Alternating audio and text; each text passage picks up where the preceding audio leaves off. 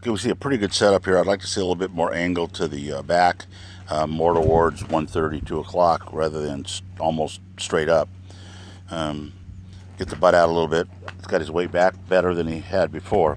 We have two red lines. The bottom red line is the swing plane that's described by the golf shaft. The parallel line to that up above is the shoulder plane, and that's where the shoulders have to turn. What we want to see is that the lead arm gets on the upper line, the trail elbow ends up on the red line. So as we go back, you'll see he's taking the club too far to the inside here. See how it's stuck behind him? That club head should be where the white line and the red line cross, so he's not getting so far behind him. Now he does get his shoulders almost parallel, but the left shoulder needs to be a little lower. You can see that from this line right here. He's pulled up a little bit.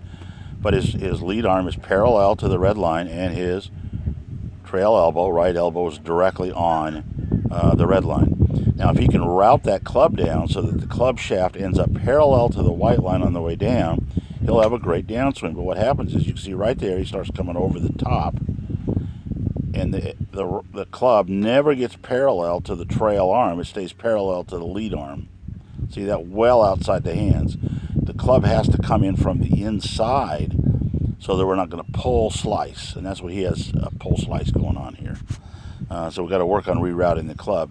What I mean by that is that from this point right here, the club should start down on this line. Ready? Watch this. There's the downswing that we'd like. See there? Where the club is? That's where it should be on the downswing.